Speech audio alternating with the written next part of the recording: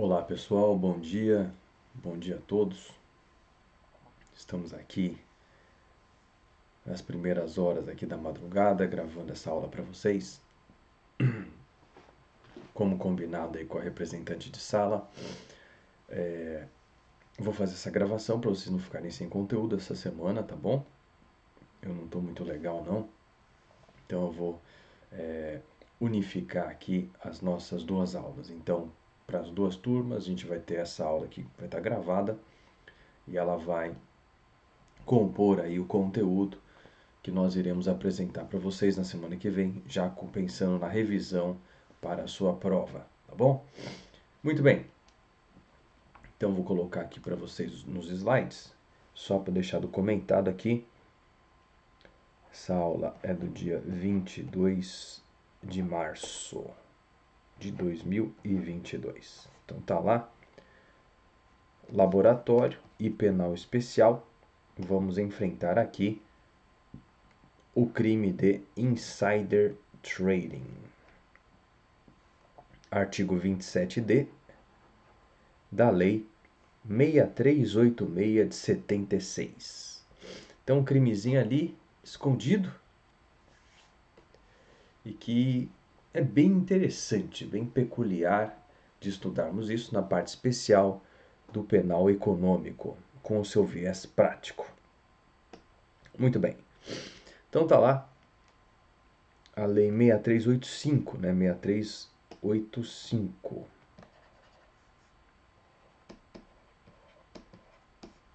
De 76.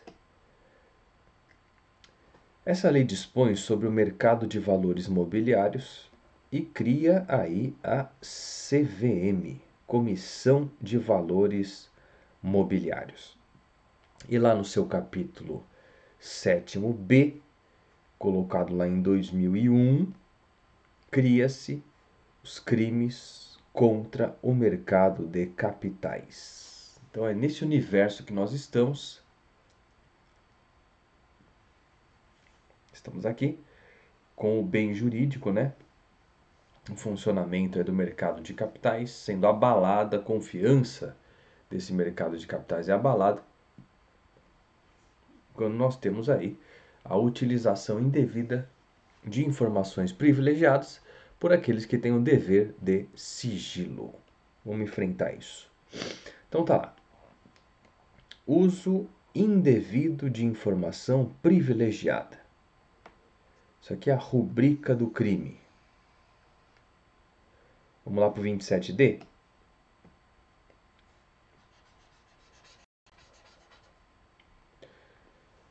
Utilizar informação relevante de que tenha conhecimento e essa informação ainda não foi divulgada ao mercado.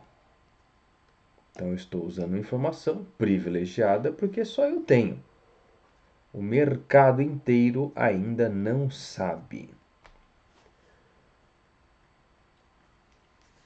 Essa informação privilegiada, ela é relevante por quê? Porque ela é capaz de propiciar para si ou para outrem uma vantagem indevida.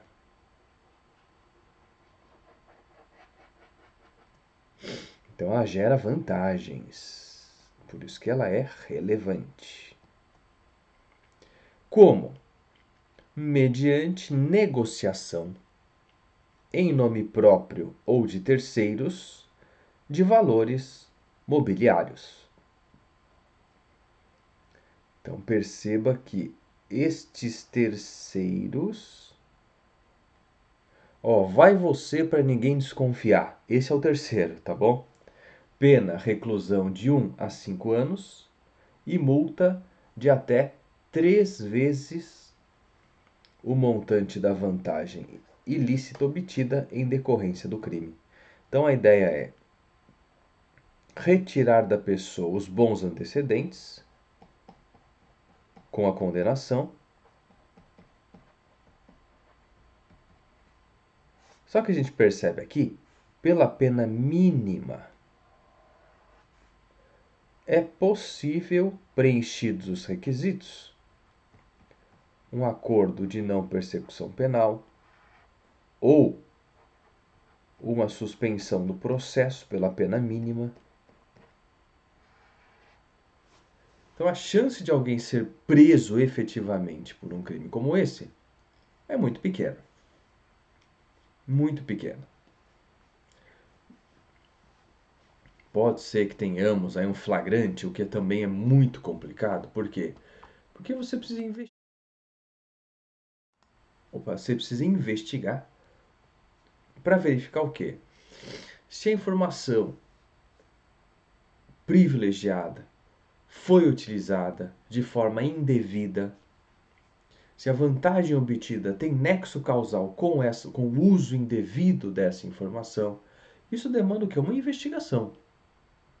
Se demanda uma investigação, o momento consumativo desse crime já ficou lá atrás. Então, muito difícil ter o quê? Flagrante. Tá bom? Então, flagrante, muito difícil.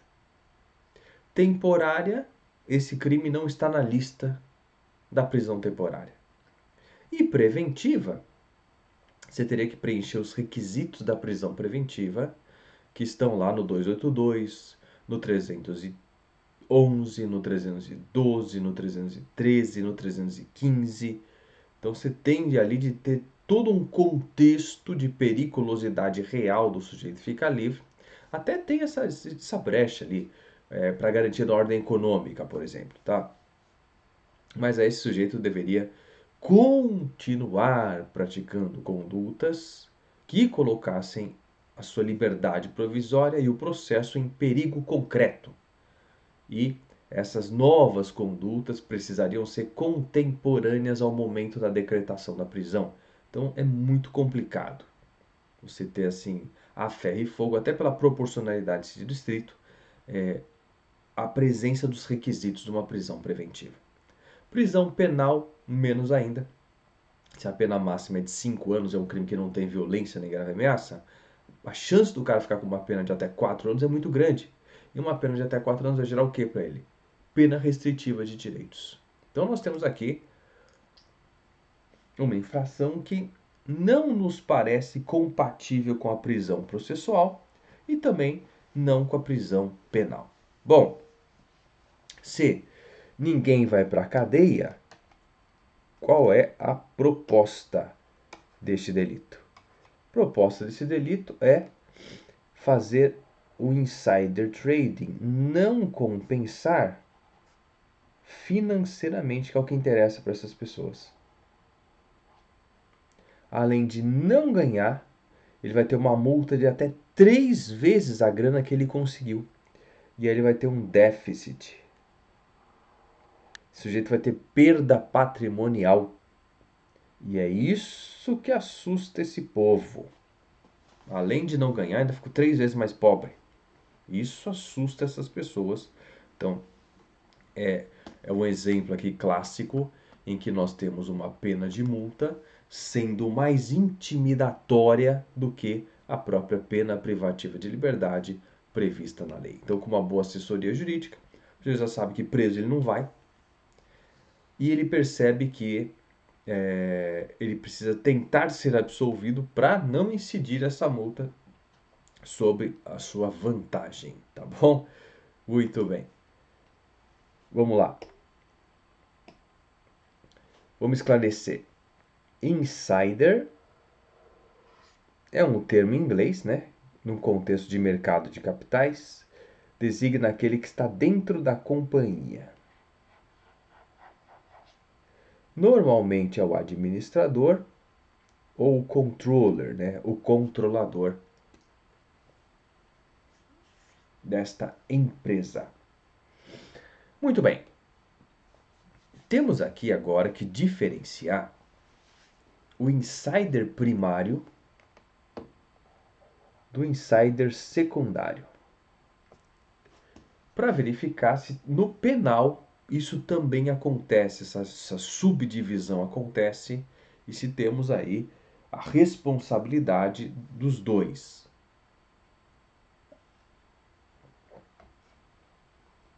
Muito bem.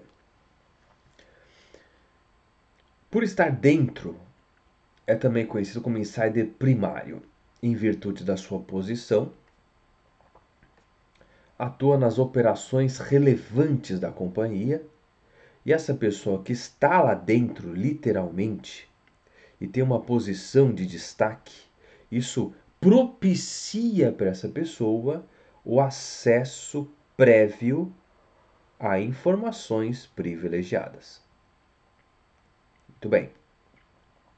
Mas também existe a figura do insider secundário. É a pessoa que, deixa eu até pintar de outra cor aqui para diferenciar. Apesar de não ter conexão direta com a companhia, recebe a informação privilegiada lá de dentro por meio de um vazamento seletivo de informações perpetrado por esse carinha aqui, ó, pelo insider primário, em prática conhecida como TP.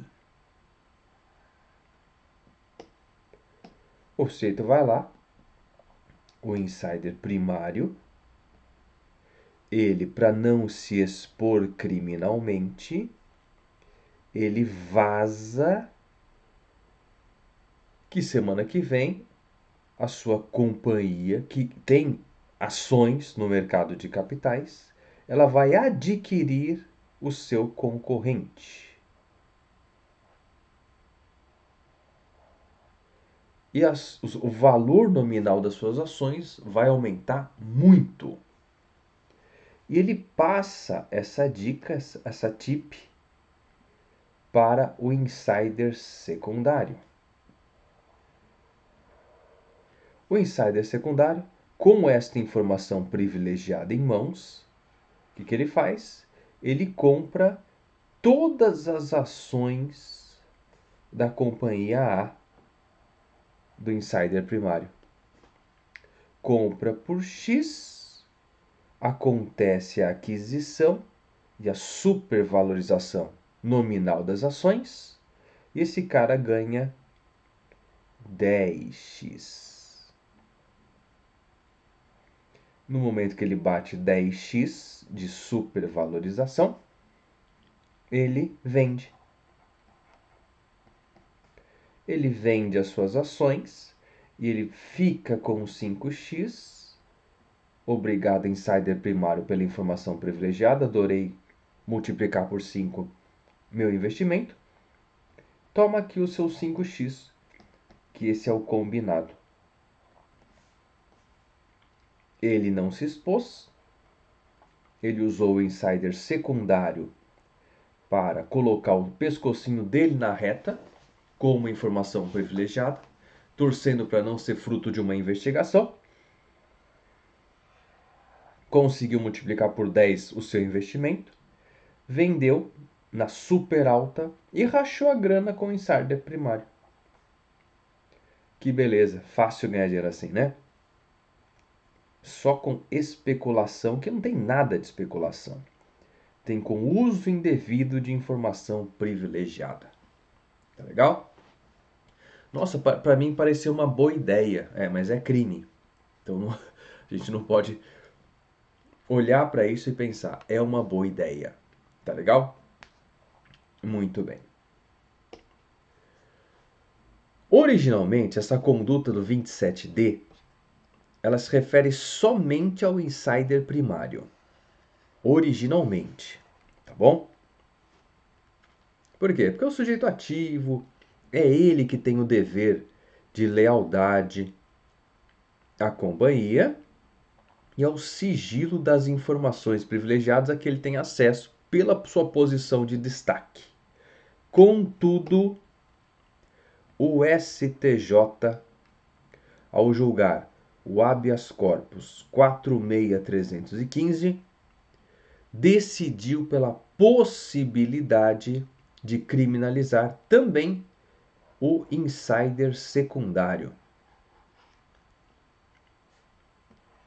Abre aspas. O ponto relevante dessa decisão, portanto, é a possibilidade de responsabilização do insider secundário também na esfera criminal e não apenas no âmbito administrativo.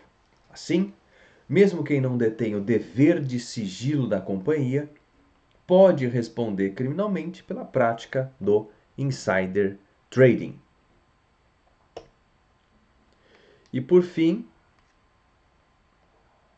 o STJ, no seu acórdão, observa que, embora o processo esteja em grau recursal e esse entendimento não seja unânime,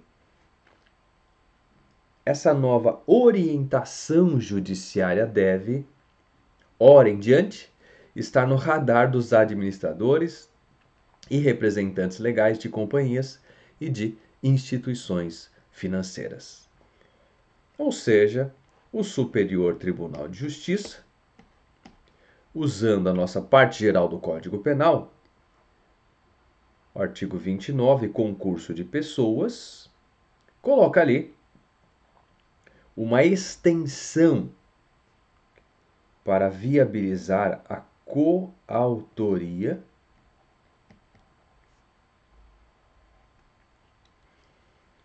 com todos os seus requisitos, inclusive uma unidade de desígnios entre o insider primário e o insider secundário. Ambos combinam a prática do 27D. Ambos estão cientes do risco. A utilização do secundário via TIP já acontece com o dolo do uso da informação privilegiada, violando o dever de sigilo, para auferir a vantagem indevida. Então não há por que o insider secundário não responder criminalmente como coautor nos termos do artigo 29 do Código Penal. É a mesma coisa que uma coautoria num peculato. Eu tenho o agente público e eu tenho o particular. O agente público vai praticar um peculato furto. O particular é convidado por ele para participar do furto à autarquia. E ele sabe que o sujeito tem essa qualidade. Então, nesse caso, a gente tem a regrinha de não se comunica circunstâncias de caráter pessoal, ser funcionário público, salvo quando elementares do crime. Mesma coisa. Não se comunica as circunstâncias de caráter pessoal, ser administrador, ter o dever de sigilo, salvo quando elementares do crime. E nós vimos o quê? Que se todas essas palavrinhas compõem a redação típica do 27D, elas são o quê? Elementares do crime.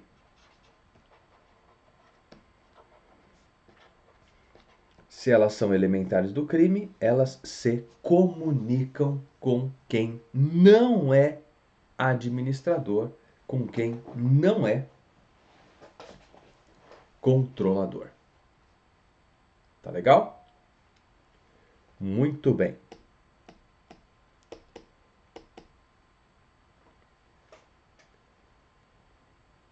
Aqui a gente continua o raciocínio, né? Continua o raciocínio, que essa jurisprudência do STJ, ao possibilitar a criminalização do insider secundário, amplia o leque já grande de possíveis agentes ativos do delito, extraído, sobretudo, da lei das SA, da lei do mercado de valores, da instrução 358 da CVM. O que eu tenho nesses atos normativos? Quem tem o dever de sigilo perante a sua companhia. e perante o mercado de valores. Muito bem. Temos aqui como regra de insider primário, podem ser sujeitos ativos do crime de insider trading aqueles obrigados por força de lei ou de contrato ao dever de sigilo. Então veja que eu posso criar um insider primário por contrato. Tá legal? Administradores, conselheiros e diretores, integrantes de órgãos técnicos e consultivos, a consultoria jurídica aqui, ó. Subordinados ou terceiros de confiança dos administradores, membros do Conselho Fiscal, acionistas controladores, acionistas minoritários, pessoas que prestam serviços jurídicos ou contábeis à companhia, agentes privados que atuam no âmbito do mercado de valores mobiliários, agentes públicos encarregados de fiscalização desse setor e também as referidas na instrução da CVM. Muito bem.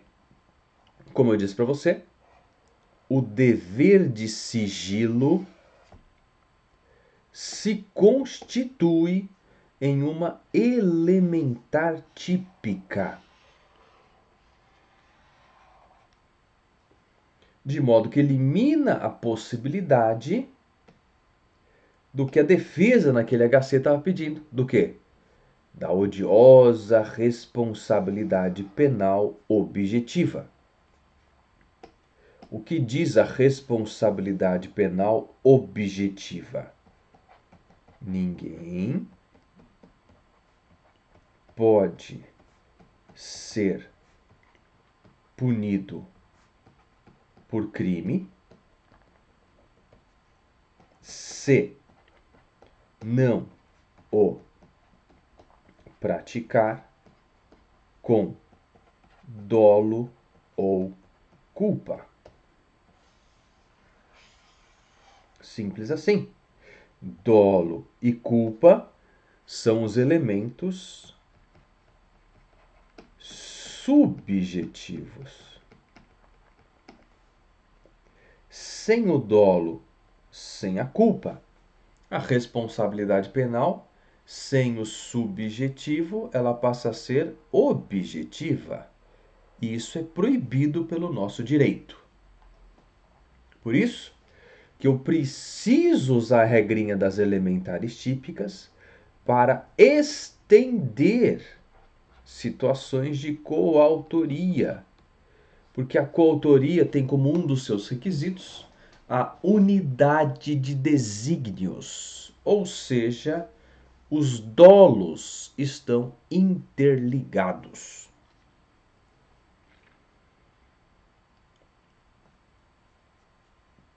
Muito bem.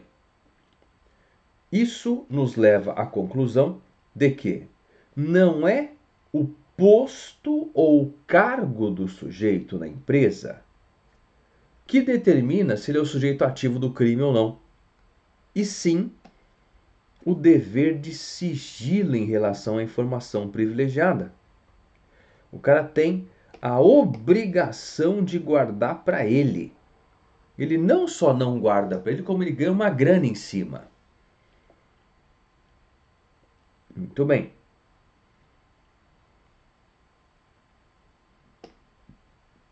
Outro elementar do crime que merece atenção é a tal da informação relevante. Informação relevante. Essa informação relevante, ela precisa estar presente, ou seja, com a sua utilização, é que surge o crime. Usei uma informação privilegiada, relevante, com o objetivo de obter lucro.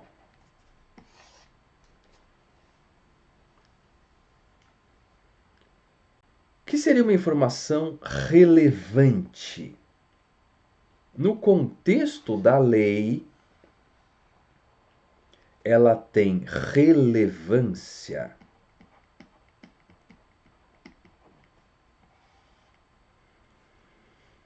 se ela ainda não se tornou pública. Por que ela é relevante? Porque ela é exclusiva de um ou alguns. E além disso, ela pode proporcionar vantagem.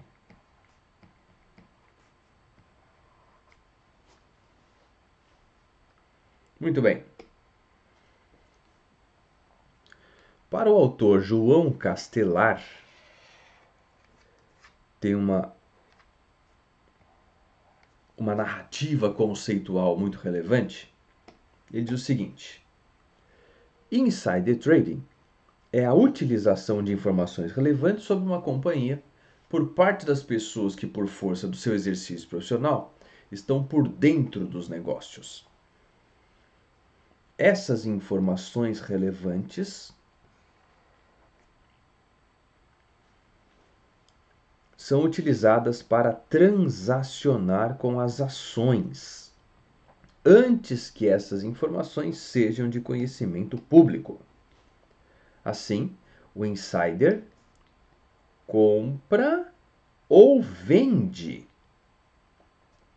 no mercado a preços que ainda não estão refletindo o impacto das informações sobre a companhia, que são do seu conhecimento exclusivo. Então, eu sou o diretor da empresa A. Meu contador terminou o balanço patrimonial, corre na minha sala e me diz: estamos quebrados. E temos de publicar essa bagaça no Valor Econômico daqui a 2 semanas. Sabe o que vai acontecer com as nossas ações? Elas vão pro buraco. Esse cara fala: meu Deus, deixa eu ligar pro meu broker. E aí o que ele faz? O diretor da empresa A, com base nessa informação privilegiada, ele vende todas as suas ações quando o preço dela está lá em cima.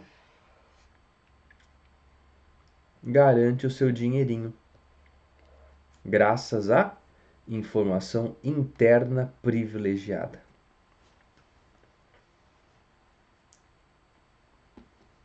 Interessante aqui é que você pensaria assim: quem nesse contexto não faria isso? Esse é o mais interessante, né? Bom, mas tá lá. Ele fez exatamente o que não pode. Muito bem. Vamos começar a desenvolver aqui o raciocínio, que é um pouquinho mais complexo. Vamos chamar aqui um recorte, tá? Só para a gente migrar de uma informação para outra e a gente já continua o raciocínio. Vamos lá.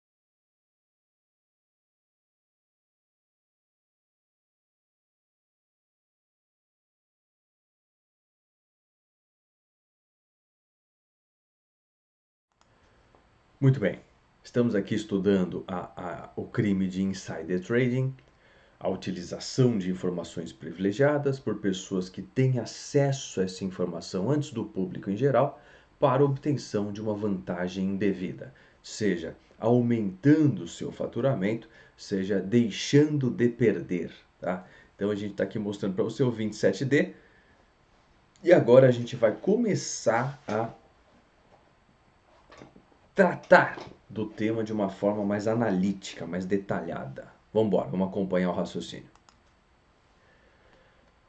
O foco da atenção no que tange a informação relevante fica, a princípio, exatamente na determinação da relevância da informação. O que é relevante e o que não é relevante. Isso, assim, numa primeira leitura, pode parecer que é muito subjetivo. Às vezes o que um juiz vai falar que é relevante, o outro não vai, o delegado idem, o Ministério Público para oferecer denúncia idem. Então me parece sim que varia de cabeça para cabeça, que é subjetivo, depende do sujeito. Pois diferentes analistas de mercado podem ter percepções diferentes sobre a mesma informação, considerando alguns relevantes e outros não. Cuidado. Contudo, a própria sensibilidade do mercado financeiro acaba por conferir um critério muito objetivo à determinação da palavrinha relevância. Critério objetivo do que seria relevante ou não. Isso porque a experiência mostra que o mercado financeiro ele é sensível a vários tipos de informação, desde as informações especulativas, sem lastro fático, que por vezes carecem de verdade, de lógica, até aquelas formais, devidamente noticiadas pelas próprias companhias. Olha, o nosso CEO, né, genial, fantástico, que tem ideias que revolucionam o universo, esse cara tá doente e não vai durar 6 meses. Putz, não vamos ficar com as minhas ações aqui, tá? Isso é uma informação concreta, com lastro fático, divulgada publicamente. Outra coisa é mera especulação. Nossa, velho, com a guerra da Ucrânia, eu acho que vai faltar petróleo. Faltando petróleo, a indústria de plástico do Texas, que usa o petróleo vindo daquela região como matéria-prima, vai ter uma carência de matéria-prima para produzir. Isso vai tornar o seu produto mais raro no mercado, o que obviamente vai fazer com que ocorra uma alta de preços pela lei da livre oferta e da livre demanda. Tem menos coisa para oferecer, está mais raro, é mais caro. O mais raro é mais caro. E aí você já começa a pensar, putz, se encarecer muito, vai prejudicar as vendas. Provavelmente eu vou ter o quê? Eu vou ter demissão de funcionário, o union ali, o sindicato, vai começar a criar caso.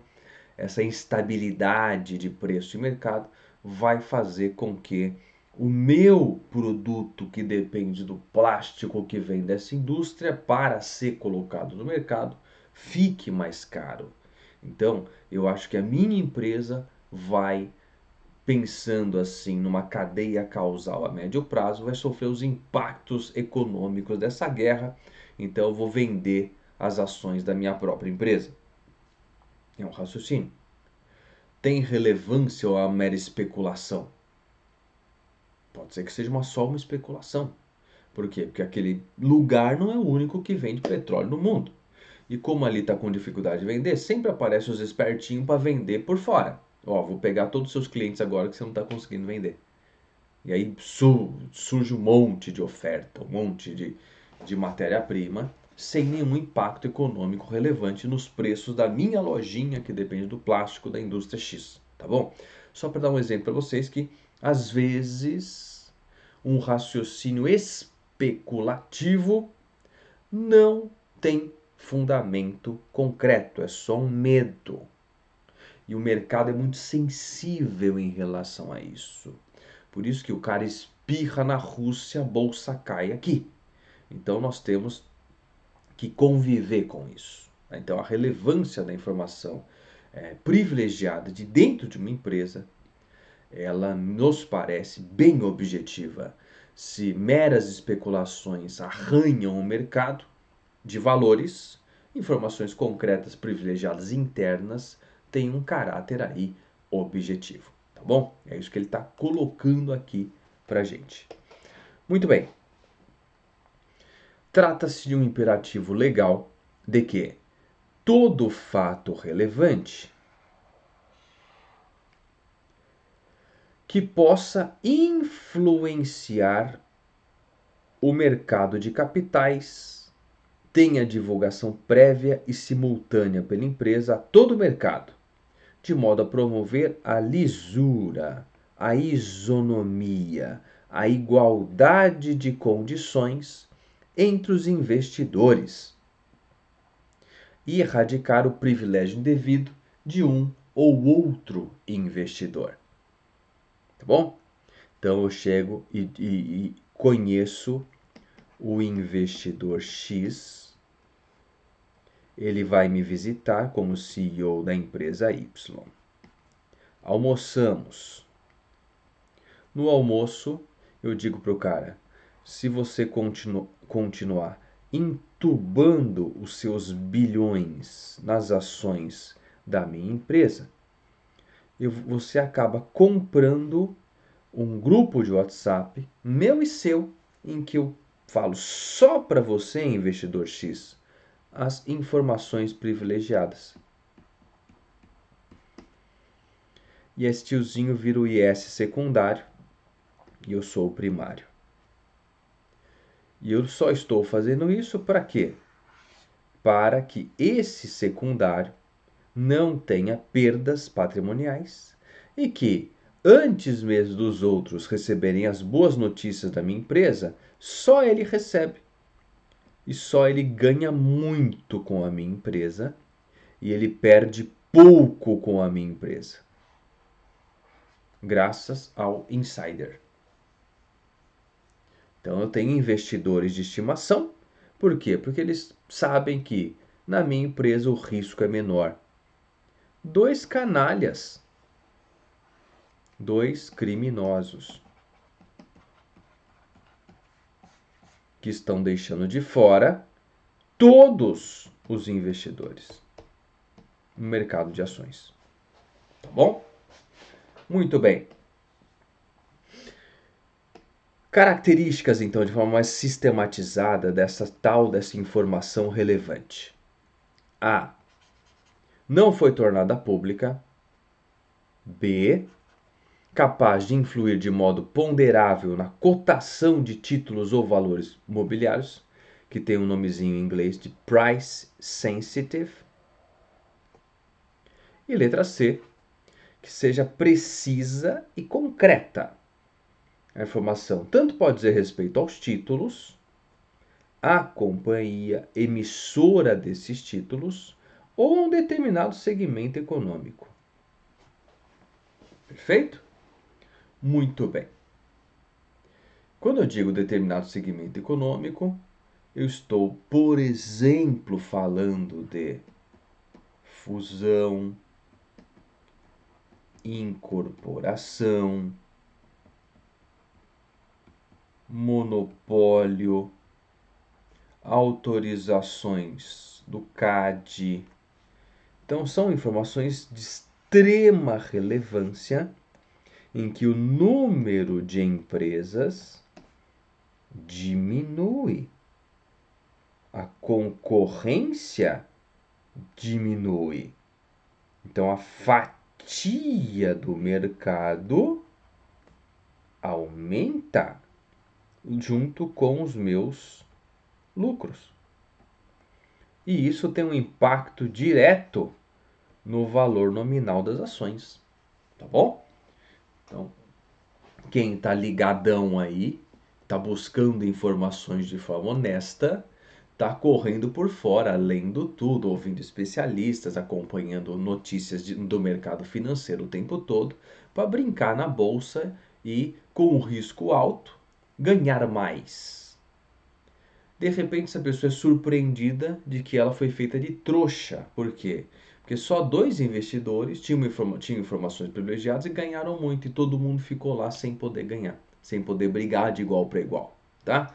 Então, estamos protegendo o patrimônio dessas pessoas que transitam no mercado de valores mobiliários, mas na verdade a gente não está preocupado com a riqueza do A, com a riqueza do B. Estamos preocupados com a credibilidade deste balcão de ações, tá bom? Muito bem. Por fim, digno de nota aqui é o elemento normativo do tipo. Elemento normativo do tipo informação relevante teve seu alcance definido pela instrução da CVM, Comissão de Valores Mobiliários, 31 de 84. O que está escrito ali? Abre aspas. Informação relevante é qualquer deliberação da Assembleia Geral ou dos órgãos da administração da companhia aberta, ou qualquer outro ato ou fato ocorrido nos seus negócios que possa influir de modo ponderável na cotação dos valores mobiliários de emissão das companhias. Muito bem. A proibição ao uso de informações relevantes não tornadas públicas visa proteger o bem jurídico tutelado. Qual? Que eu disse para vocês agora. A confiança dos investidores no mercado de capitais. Só vou colocar meu dinheiro aí no mercado de capitais brasileiro se eu tiver confiança no sistema. Não vou colocar meu dinheiro ali para perder, sendo o único trouxa que não tem informação privilegiada. Todo mundo ganhando em cima de mim e eu estou perdendo de 10 a 0. Essa confiança se materializa com condições de igualdade entre os investidores. Muito bem. Claro que quando o assunto é qual é o bem jurídico protegido pela norma, nós sempre temos 1 trilhão de correntes. Tá bom? Então, se pegar toda a doutrina que se debruçou sobre essa lei e comentou essa lei, no item bem jurídico tutelado do 27D, nós encontramos aí, alternativamente, a tutela patrimonial dos investidores, a tutela da igualdade entre investidores, a confiança dos investidores no mercado mobiliário brasileiro, os interesses da sociedade emissora dos valores mobiliários e o correto funcionamento do mercado. Então tem para todos os gostos aí o bem jurídico protegido pela norma.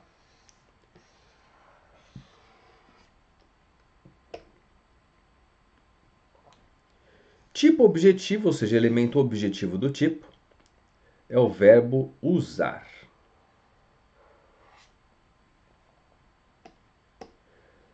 Usar informação privilegiada, blá blá blá. Usar consiste em empregar um fim à informação relevante. Não só eu tenho acesso à informação relevante. Se você, tendo a informação relevante em mãos, com todas as suas características, emprega para ela uma finalidade de obter a vantagem devida, você tem aí uma conduta penalmente relevante. E o resultado, ou seja, classificação dos crimes contra o resultado. É um crime material? É um crime formal? Ou é um crime de mera conduta? Resposta: é um crime formal.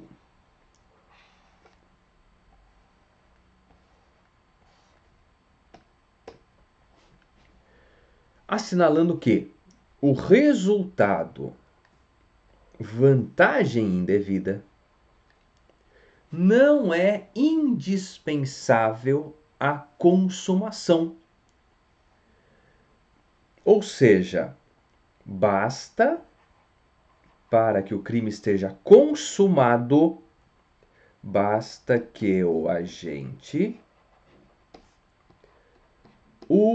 utilize a informação privilegiada com a finalidade de obter vantagem indevida. Então, eu terei o crime consumado, mesmo que o cara tenha prejuízo. Terei o crime de insider trading, mesmo que o cara tenha perda patrimonial. Então, o cara, mesmo usando a informação privilegiada, se deu mal e fez um mau negócio.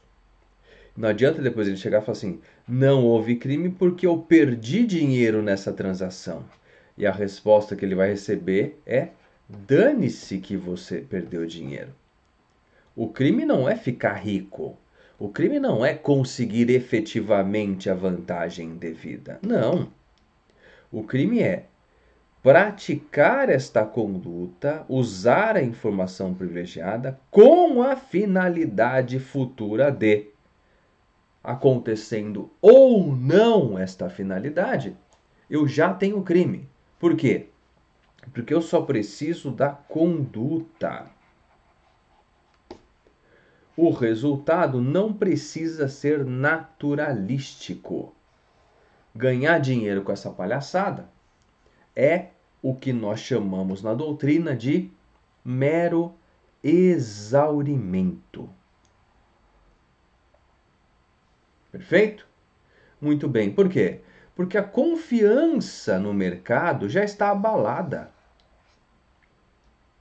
com a prática do insider.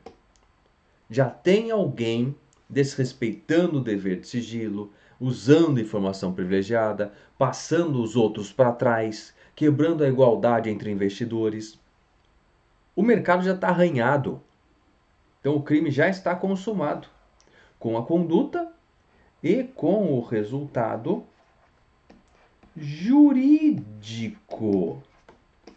O bem jurídico já foi atingido, independente do resultado naturalístico, periciado se ele ficou rico ou não. Perfeito? Por isso que é um crime formal. Eu só preciso da conduta e não da obtenção concreta da vantagem indevida. Muito bem. Aspectos práticos agora do insider. Vamos dar uma olhadinha. Cortando aqui o capítulo para a gente mudar desse tema, para poder falar sobre estes aspectos práticos. Voltamos já.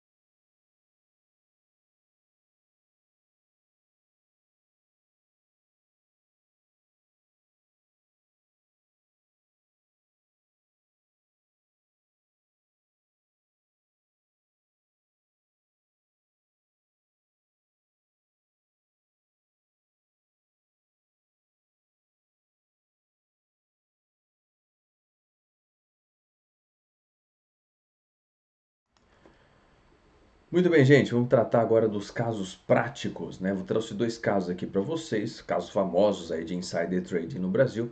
O caso Sadia Perdigão e depois o caso dos irmãos Batista da JBS, ali no caso da Lava Jato. Vamos dar uma olhadinha aqui no insider trading acontecendo no plano concreto, com nome aos bois, para que vocês possam se informar a respeito da casuística do que a gente acabou de estudar. Vamos lá. Muito bem, vamos primeiro do caso Sadia Perdigão. Todos sabem, né, que são empresas de renome, consolidadas no mercado. Vamos dar uma olhadinha aqui no que eu trouxe. A prática de insider trading é crime no Brasil, sendo caracterizado aí num resumo muito simples, porque vocês já viram todos os detalhes. Uso de informações privilegiadas para lucrar no mercado de ações. Em 2017, pela primeira vez no Brasil, e a lei é de 2001, tá? Transitou em julgado uma sentença condenatória por crime contra o mercado de capitais, o insider trading no Brasil. Então temos a primeira condenação de insider em 2017. Quinta turma do STJ, recurso especial 1.569.171, relatoria do Luiz Alberto Gurgel de Faria, manteve condenação proferida de primeira instância que impôs pena de reclusão de 2 anos e 2 meses e 1 ano e 8 meses para os executivos da Sadia. Executivos da Sadia. Além do pagamento de multa para ambos os executivos. Foi apurado que em 2006 os réus utilizaram de informações relevantes a que tinham acesso acerca das negociações sobre a compra da Perdigão pela Sadia, a fim de obterem vantagem indevida. Como a gente vai comprar, vamos nos organizar financeiramente para fazer uns investimentos com base na informação privilegiada. Na primeira conduta, os executivos determinaram a compra de 5.100 ADRs de emissão da Perdigão em Nova York. Então tá lá, você compra as ações da Perdigão em Nova York. Valor unitário médio de cada papel, $69,20, totalizando uma operação na ordem de $352.907. Posteriormente, mandaram uma segunda ordem de compra de 30.600 ADRs. 5.100, 30.600. No valor de $500 milhão. Por quê? Porque os tiozinhos da Sadia sabiam que no momento em que vazasse para o mercado que a Perdigão seria comprada pela Sadia, significa o quê? Que a Perdigão ia receber um aporte de capital absurdo.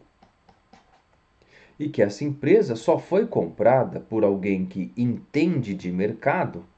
Por quê? Porque a saúde financeira dela mostrava solidez e perspectiva de ganho. Esta informação mostra o quê? Que a Perdigão vai muito bem, obrigado. E aí todo mundo que quer lucrar com esta aquisição entre gigantes corre para comprar os papéis da Perdigão para pegar a subida do valor nominal das ações, nem que seja um pouquinho. Só que os tiozinhos, como eles chegaram em primeiro lugar, eles compraram pipoca, sentaram de camarote e ficaram esperando o quê? A valorização das ações. Um mês depois da segunda compra, a Sadia... Um mês depois, hein? Olha como foi privilegiada a informação.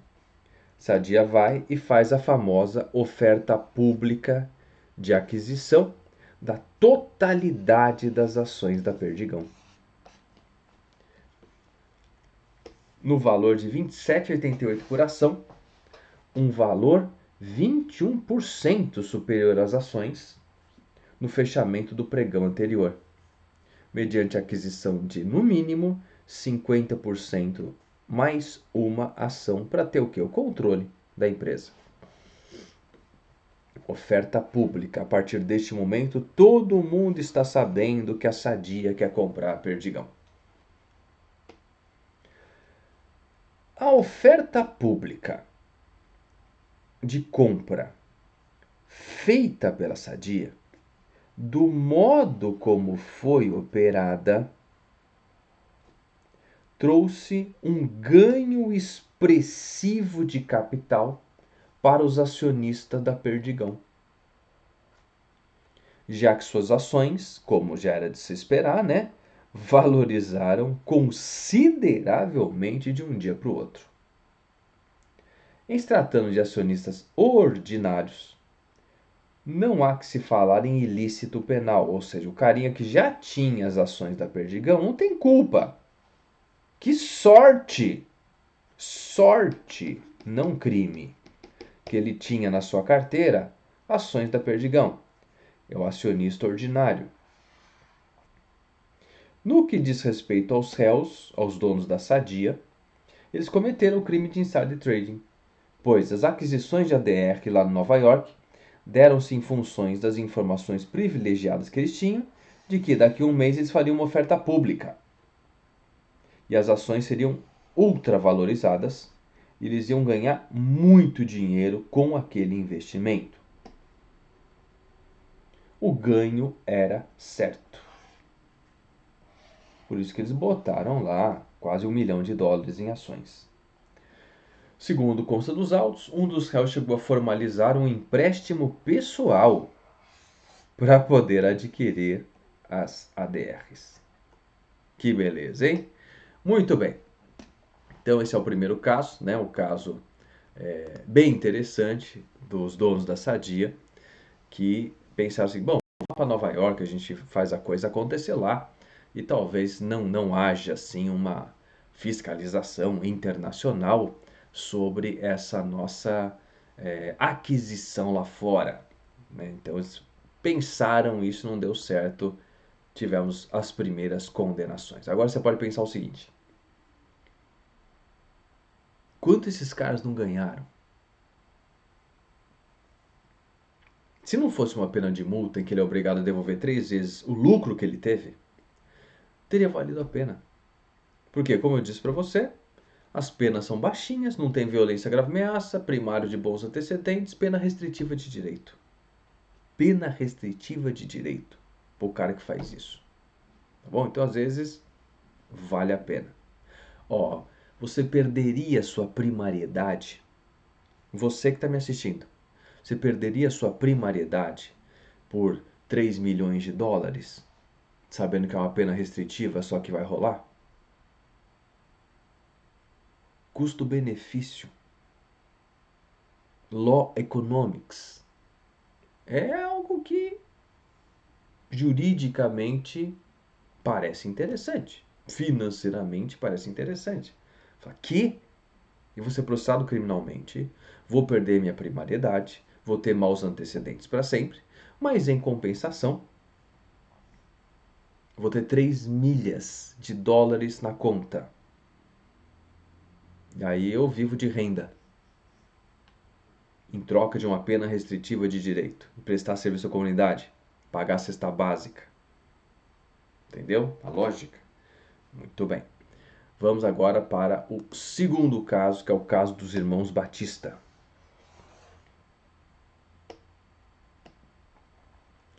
JBS, sócios da JBS, frigorífico, né?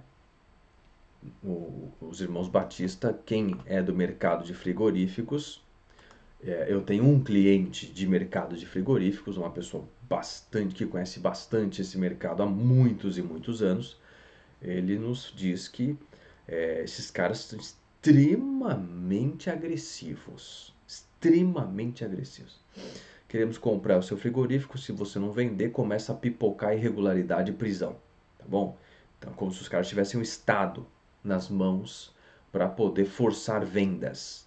Quero comprar sua casa com o seu prédio. Não vendo, começam a assaltar a tua casa toda semana para você ir embora, tá bom? Não estou falando que isso tem relação direta, estou falando que isso costumava acontecer. Processos e processos rolando por aí, em defesas de resposta à acusação, que tentam uma reconvenção em defesa criminal que não existe, tá? Exemplificando com boletins de ocorrência um atrás do outro sobre esse modus operandi. Muito bem, esses tais irmãos Batista, eles foram presos preventivamente. Aí, hein? Prisão preventiva. Sob a imputação da prática do insider. Por quê? Que eles se beneficiaram com a venda, agora não é compra, venda de ações da JBS. Em seguida, com o dinheiro da venda das ações, compraram dólares, aproveitando do impacto que os seus acordos de colaboração premiada causariam no mercado financeiro. Explicando para vocês. Eu sou dono da JBS. Ninguém sabe ainda, mas eu sou um criminoso. E em breve serei um criminoso, confesso. Para eu fazer colaboração premiada, eu preciso confessar o crime. E preciso confessar que eu faço parte de uma organização criminosa. E o cara ele ia fazer isso, ia confessar que nessa organização criminosa está envolvido o executivo, o judiciário, o legislativo, escritório de advocacia, contadores, doleiros, bancários, enfim, turminha da Lava Jato, né? Carinha jogar tudo no ventilador. Muito bem. O que ele pensou? Como eu sou o dono da JBS, quando eu chegar da minha entrevista lá, gente, fiz colaboração premiada, quem tiver o mínimo de noção do que está acontecendo no mundo, eles vão saber imediatamente que eu sou o quê? Um criminoso confesso. O que vai acontecer com as ações da JBS? Elas vão para o lixo. Antes de perder esta grana, vou vender todas as minhas ações. Como eu não quero ficar sem ganhar, eu não quero não só perder, eu quero ganhar. O que eu vou fazer? O dinheirinho que eu ganhar com a venda das minhas ações, eu vou comprar dólar. Por quê? Porque quando eu der a minha entrevista de criminoso confesso, eu vou chegar e vou falar o seguinte: sou criminoso sim, mas eu não estava sozinho.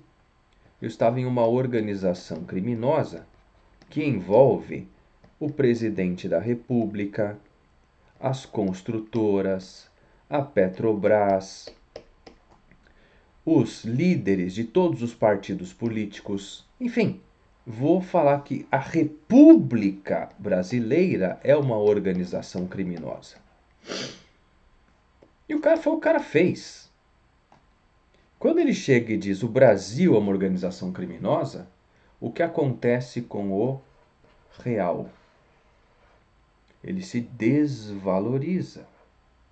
E todo mundo que tem real passa a querer comprar o quê?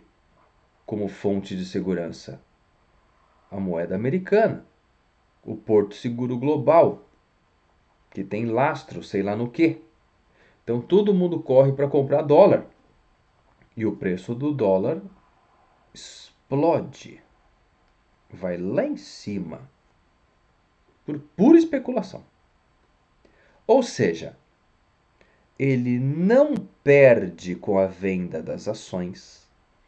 Ele ganha uma fortuna com a valorização do dólar, porque ele comprou o dólar a 1 e vendeu o dólar a 8. E aí, tudo isso, olha o que é mais é impressionante. Tudo isso, informação privilegiada, alta do dólar, foi causado pelo cara com uma entrevista.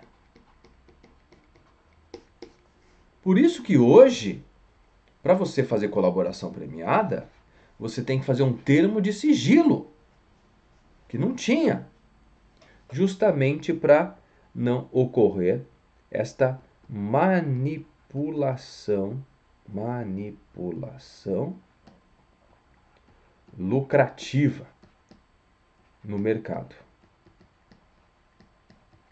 de valores mobiliários e de câmbio, usando informação privilegiada e criando situações de baixa e de alta.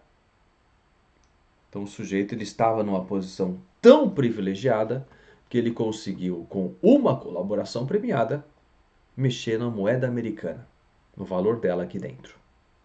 Tá bom? Por quê? Porque ele estava numa organização criminosa dentro da República, nas entranhas do nosso país. Empréstimos sem lastro no Banco Central.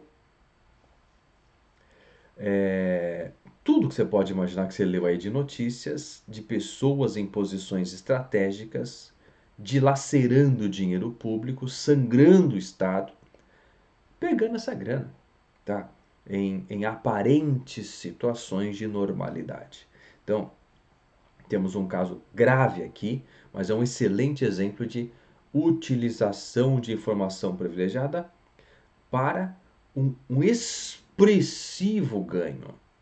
Isso aqui poderia ser série do Netflix, tá? O cara aí, ele brincando de Deus no mercado de valores mobiliários, no mercado de câmbio, decidindo quando ele ia chamar a galera para fazer a sua coletiva, certo?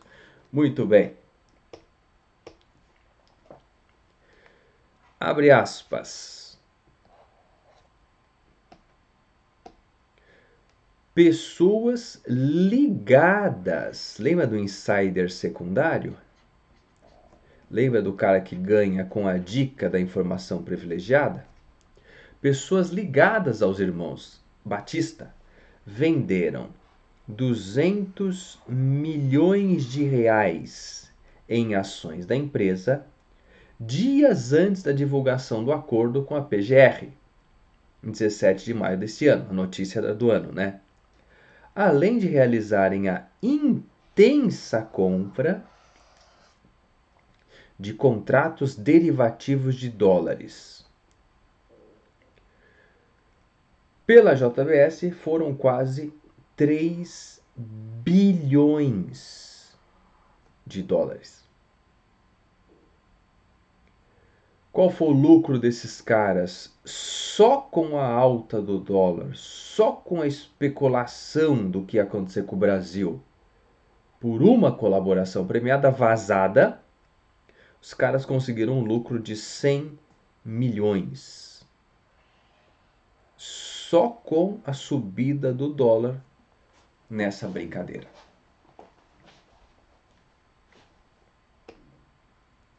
Muito bem. Vamos agora falar um pouquinho sobre quem fiscaliza o quê, só para vocês entenderem. O Conselho Monetário Nacional, ele tem uma função normatizadora, ou seja, ele apresenta para o mercado, para os bancos, regras.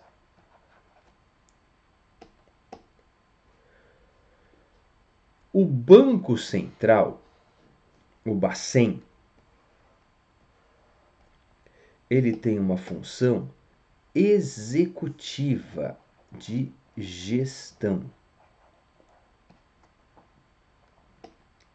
E a Comissão de Valores Mobiliários, da CVM, tem uma função de fiscalização.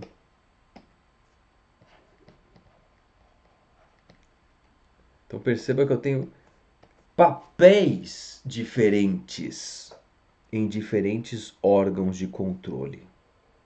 Tá legal? Vou executar as normas. E quem vai fiscalizar esta execução é a CVM. Perfeito? Muito bem. Essa expressão é uma expressão importante para quem quiser ampliar os seus estudos nesse tema. Simetria informacional. O que é isso?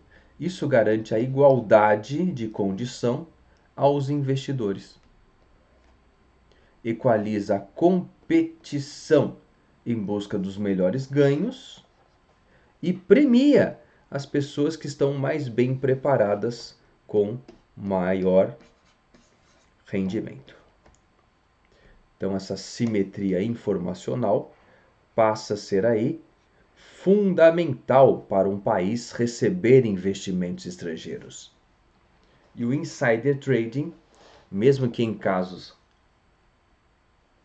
esporádicos, com condenações quase inexistentes, vamos dizer assim, né? Que dá para você contar nos dedos de uma mão. Mesmo assim, quando o insider trading entrou em campo, ele deu o seu recado. Claro, repito, a questão penal em si, a prisão, a pena privativa de liberdade, a coercitibilidade, ela é pífia. Mas a parte de multa, 3 vezes você vai perder o que você ganhou, é algo extremamente relevante, interessante e cabe ao Ministério Público produzir esta prova.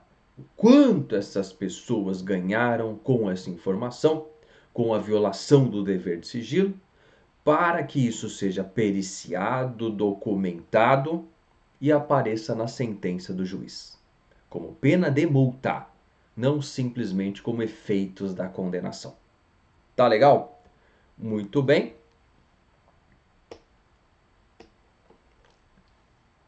Com isso, nós encerramos aqui a nossa aula sobre o artigo 27D da Lei de Valores Mobiliários, sobre o crime de insider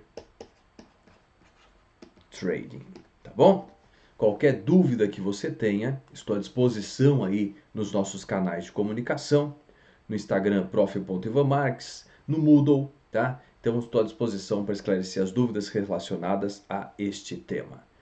Espero que você tenha aprendido, tenha gostado da aula, tenha achado interessante. Nos vemos aí numa próxima oportunidade. Não esqueçam que semana que vem, revisão para a prova. Vou trazer para você a minha proposta de avaliação, regras de como ela se dará, para que vocês possam realizar esse exame ainda de forma remota, tá? Realizar esta sua P1. Então, semana que vem, regras a respeito da sua avaliação. Espero todos vocês na aula de semana que vem, portanto, já que tem um impacto direto na nota que virá. Gente, obrigado pela paciência, pela consideração, pela compreensão e nos vemos aí na semana que vem. Tá bom? Um abraço a todos. Tchau, tchau.